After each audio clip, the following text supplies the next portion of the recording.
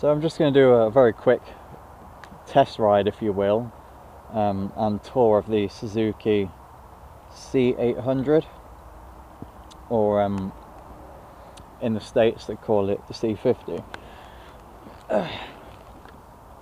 So here it is. This is 2005, but you'd think it's like a 2016. It's in such good shape, but I've tried to look after it. Modifications, I've got these lowers here, great for the highway. Screen, great for the highway. Makeshift throttle lock, new throttle grips.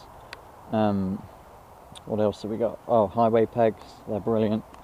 Massive saddlebags. This roll bag as well, which I've just started using, although I don't really need it half the time. So yeah, that's pretty much it. So what I'll do is I'll get my gloves on and take it for a quick spin. I'm actually using my what's it called, Drift Ghost X camera for this video, with a cheap Chinese microphone, so I don't know how good or bad it's going to sound. But if nothing else, you'll get to see the bike and hear the bike. So what I'll do is I'll shut the, because I've got a flip front helmet, I'll shut that down, just so there's less wind noise. Jesus Christ, I'm hot. So I'm just gonna ride to Morrison's to get some Pepsi Max, and you can enjoy the ride with me.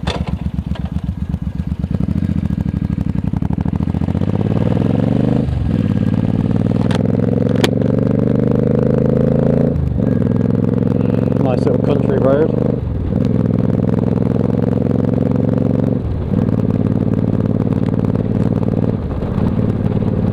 Now, I've done a big service on this bike recently. Pardon me, I've got my itchy throat. So very recently I did the oil and filter,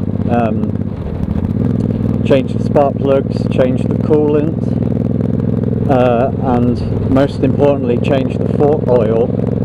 I don't think the fork oil had ever been changed, and it was very low as well. I don't think it's ever leaked. I just don't think they put enough in at the factory. But the old stuff that came out was like black and it stung. That was a difficult job. The hardest part is getting the fucking cap. See this cap here? Getting these caps back on. So I changed the oil without removing the forks from the bike. It's really a two-man job, and even with two people it's very easy to cross-thread those fork caps. But it's really improved the feel of the front end. It used to dive so much under braking, and it still does dive a little bit, but it's a lot more comfortable and a lot more firmer overall.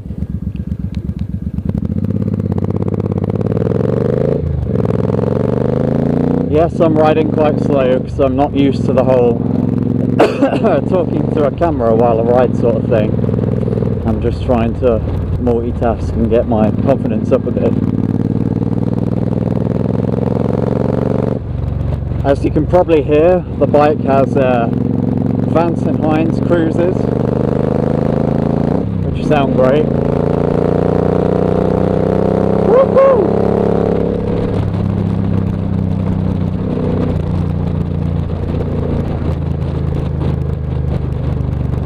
They have the stock baffles in them.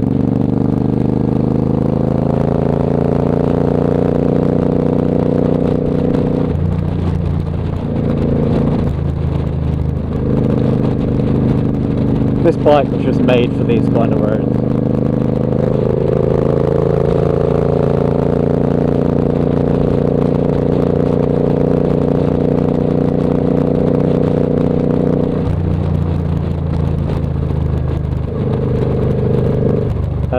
Front, oh yeah, I also upgraded to a braided front brake line, as you can probably see there.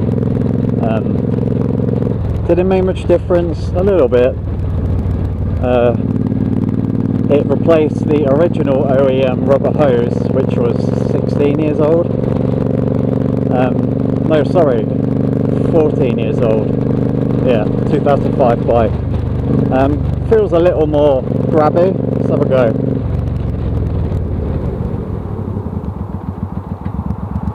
It's not what I would call a full-on emergency stop. Didn't even get any tyre squeal.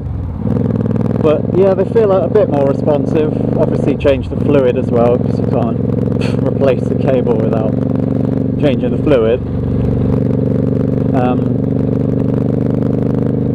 Oh yeah, I had 2 new tyres put on. What did I get? Bridgestone Exedra Max, which are very nice. They really want the bike to lean a lot more. These tyres do. Which is great for like cornering. Not so good at low speed, because they tend to make the bike a little less stable. But I might just have to get used to that, because the tyres they replaced were like 10 years old. So it was quite risky riding with those old tyres on. And what happens with age is they get cracks in them, and the rubber compound itself hardens up, as well as the tyres themselves go a sort of like oblong shape, like they square off, which is probably why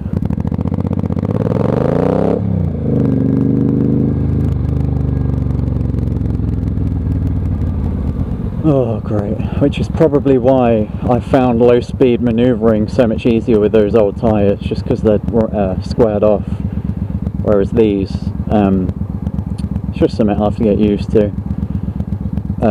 But they perform well, especially in the wet. Like riding in the wet feels no different to riding in the dry. They've got loads of grip. When the back wheel was off the bike, I serviced the shaft drive, because the shaft drive on these bikes are known to not have much grease on them from the factory, where the shaft meets with the gearbox. And sure enough, when I pulled the shaft out, it was bone dry, so I painted that with moly paste, which is like a very long lasting grease,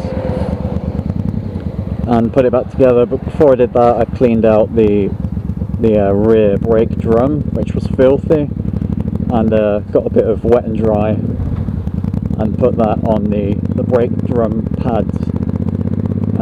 So yeah, I really went to town getting this bike ready for this season, because there was some stuff that I'd sort of neglected.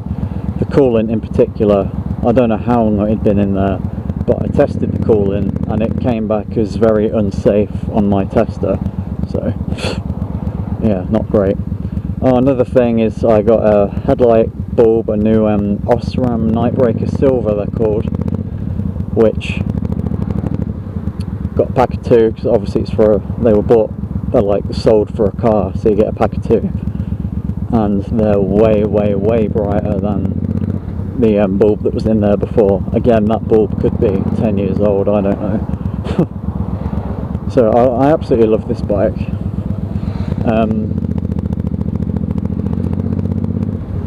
The only thing I would change on it is give it a 6th gear, because on the motorway after about 70 miles an hour it does start to rage a little bit. It gets quite vibraty. I should have let them go really, whatever. That said, it will comfortably do 80. I'd say up to about 85 is the maximum you'd want to cruise at for a long period of time. 90, the whole bike's just shaking all over the place. So if you're going to go touring on it, I'd say up to about 85 miles an hour. I'll typically cruise at 70, 75. I worked out my miles per gallon, and I typically get anywhere from 45 to 62, believe it or not. It really depends how you ride. It seems to be most economical driving at up to 70 miles an hour. I've got fucking hair in my helmet, it keeps tickling my face.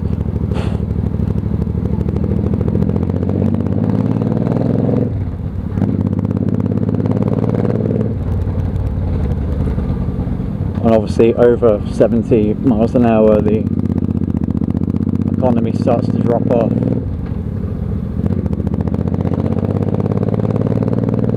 Naught to 60, never tested it. I think I read somewhere it's about 5 seconds.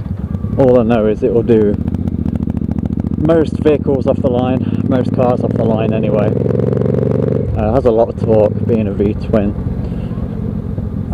Anyway, I've reached my destination. Hopefully that's explained. Oh, I've got a deadlock again. Hopefully that's explained the bike in a bit more detail to you. I'd definitely recommend it. I plan to keep this for a very long time. Despite not having a 6th gear, it's not a big deal for me really. The only bike I might upgrade to later on is a Triumph Thunderbird, but that bike weighs loads more. So just let these cross.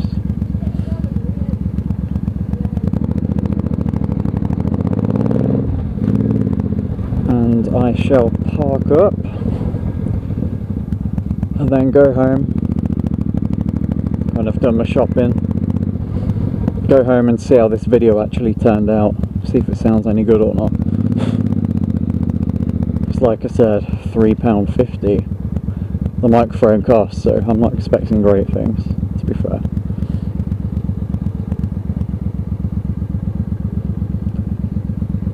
Boom, roasted.